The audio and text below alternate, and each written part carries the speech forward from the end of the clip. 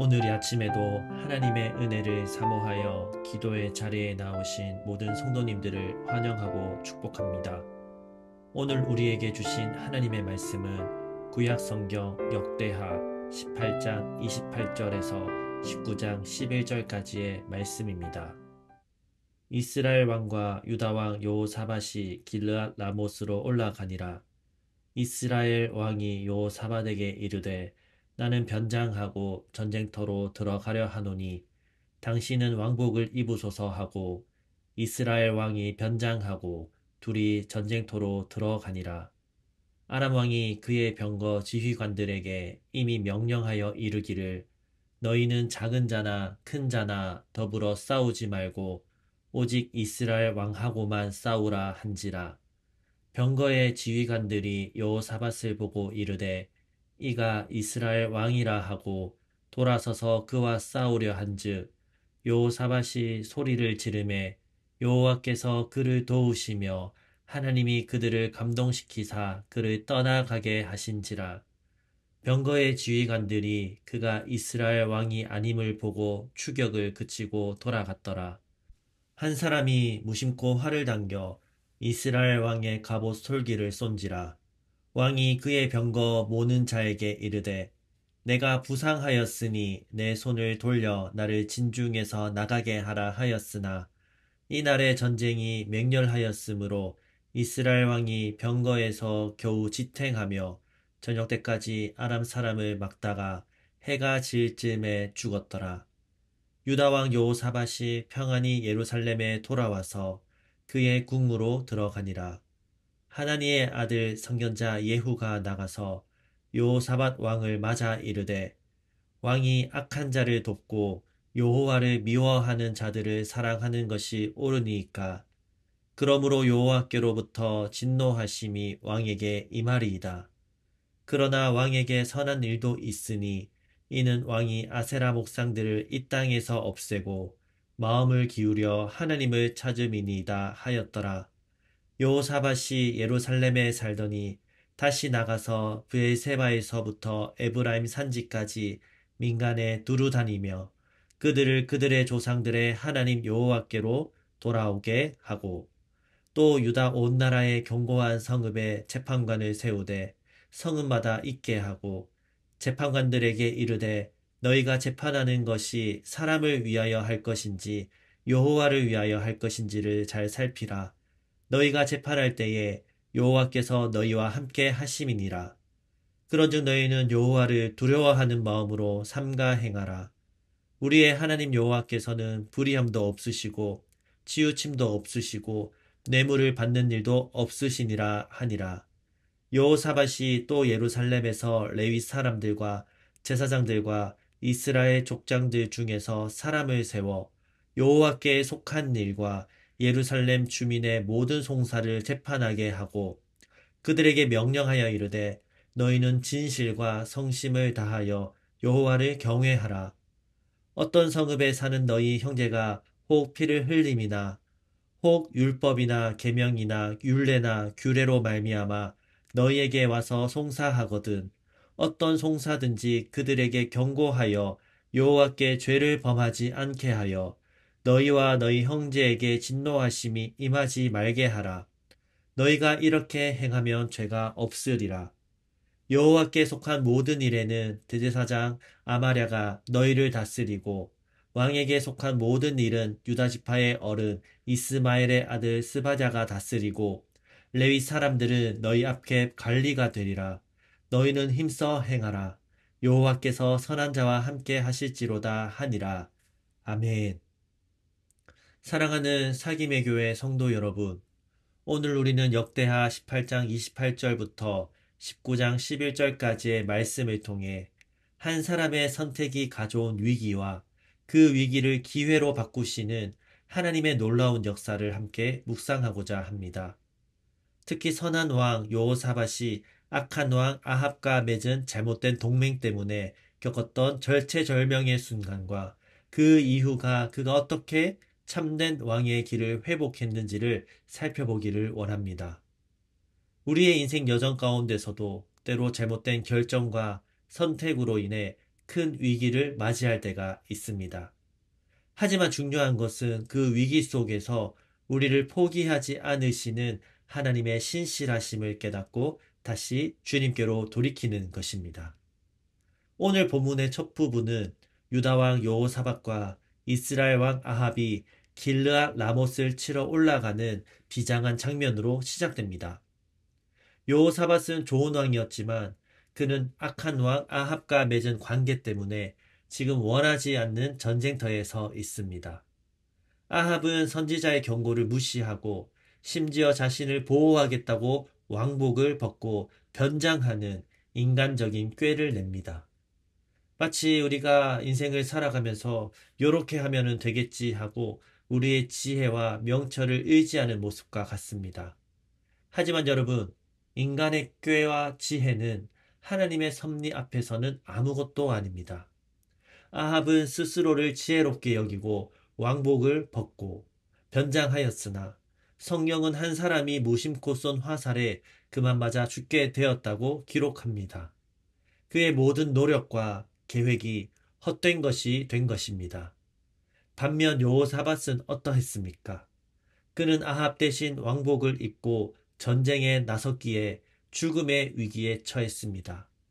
적군이 그를 이스라엘 왕으로 오인하여 그를 애워싸고 그를 치려 할 때 여호사밧은 부르짖습니다. 살려달라고 간절히 외쳤던 그 순간 하나님께서는 극적인 개입을 하십니다. 성경은 여호와께서 그를 도우시며 그들을 감동시키사 그를 떠나가게 하셨다라고 증언합니다. 이것이 바로 우리 인생의 반전의 역사입니다. 여호사밧은 분명 잘못된 길, 즉 악한 자와 동맹하는 길을 택했지만 하나님은 그를 아주 엎드러지도록 내버려 두지 않으셨습니다. 그의 생명을 지키고 구원하셨던 것은 그의 능력이나 왕의 지위 때문이 아니었고 오직 하나님의 전능하신 팔이 그를 붙잡고 계셨기 때문입니다. 우리가 실패하고 넘어질 때도 우리의 잘못된 선택의 결과 앞에서 절망할 때도 주님은 우리를 버리지 않고 도우시고 구원하시는 분임을 믿으시기 바랍니다. 전쟁에서 가까스로 살아 돌아온 여호사밧을 환영하기 위해 누가 찾아옵니까? 바로 선전자 하나님의 아들 예후입니다.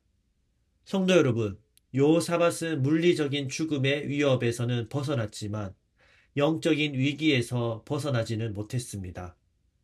하나님께서는 선지자 예후를 통해 여호사밧에게 거룩한 책망을 하십니다. 예후는 여호사밧에게 묻습니다. 왕이 악한 자를 돕고 여호와를 미워하는 자들을 사랑하는 것이 옳으니이까? 이 책망은 마치 하나님께서 우리에게 오셔서 너는 나를 사랑한다면서 왜 세상의 방식을 따르고 악한 동맹을 맺으려 하느냐라고 물으시는 것과 같습니다. 우리는 때로 생각합니다. 그래도 내가 이 정도면 괜찮지 않는가? 여호사밧에게도 자랑할 만한 것이 있었습니다. 그는 아세라 목상과 우상을 제거하는 등 하나님 보시기에 선한 일들을 행했습니다. 하지만 선지자는 단호하게 말합니다. 그러므로 여호와께로부터 왕에게 진노하심이 임하리이다. 이 말씀은 우리에게도 동일하게 적용됩니다. 우리가 아무리 열심히 헌신하고 봉사했다 하더라도 만약 우리의 삶의 중심에서 하나님과의 관계가 끊어지거나 세상의 방식과 타협한다면 하나님은 우리에게 진노를 거두지 않으실 수 있다는 것입니다. 하지만 여러분, 이 책망은 심판의 선언이 아니라 회복의 시작입니다. 예후는 이어서 놀라운 위로의 말씀을 전합니다. 그러나 왕에게 선한 일도 있으니 이는 하나님께서 우리에게 두 팔을 내미시며 우리가 완전하지 못하더라도 우리의 작은 선한 순종과 믿음을 기억하고 계신다는 따뜻한 격려인 것입니다. 마치 우리 아버지께서 우리가 잘못된 길로 갔을 때 그래도 내 마음속에는 선한 것이 남아있지 않느냐라고 말씀하시며 돌아올 기회를 주시는 것과 같습니다. 우리는 이 거룩한 책망을 듣고 스스로 마음을 점검해야 합니다. 잘못된 길에 서 있다면 미련 없이 일어나 방향을 전환하는 것이 가장 큰 지혜입니다. 하나님의 책망과 격려를 들은 여호사밧은 어떻게 반응합니까? 그는 낙심하거나 자책하며 무너지지 않았습니다. 그는 결단하고 행동했습니다. 그는 예루살렘으로 돌아와 다시 백성 가운데서 순회하며 하나님께로 돌아오게 하였습니다. 그리고 그의 통치 영역 전체에 걸쳐 실제적인 개혁을 단행했습니다. 여호사밧의 개혁은 공허한 구호가 아니었습니다. 그는 공의와 말씀을 실천하는 시스템을 세웠습니다. 그는 각 성읍에 재판장들을 세우고 예루살렘에는 레위 사람, 제사장, 그리고 족장들을 세워 여호와의 율법과 계명을 따라 백성들을 재판하게 했습니다. 이 개혁의 핵심은 재판의 기준이 오직 하나님께 있어야 한다는 것이었습니다. 그는 재판장들에게 명합니다. 너희가 재판하는 것이 사람을 위하여 할 것이 아니요 여호와를 위하여 할 것이니. 우리의 모든 일상적인 행위가 하나님을 경외하는 마음에서 비롯되어야 한다는 가르침입니다. 우리는 교회 안에서만 하나님의 백성으로 살아서는 안 됩니다. 우리의 발은 세상에 있지만 우리는 세상의 방식을 따르지 않고 하나님께서 주신 지혜와 믿음을 가지고 세상 깊숙이 들어가 세상을 썩지 않게 하는 소금이 되어야 합니다. 여호사밧이 레위인과 제사장들을 세워 여호와의 일을 맡긴 것처럼 우리 성도 한 사람 한 사람에게는 우리가 속한 가정과 직장 그리고 사회 생활이라는 사역지가 있습니다. 여호사밧은 이 중요한 사역을 수행할 때 세 가지 원칙을 강조합니다.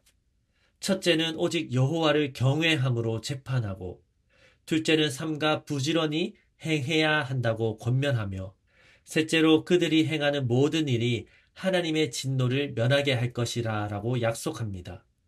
이것이 바로 지혜로운 건축자의 모습입니다. 우리의 삶의 터는 오직 예수 그리스도이지만 그 위에 우리가 쌓아 올리는 재료와 방법은 하나님의 지혜를 따라야 합니다.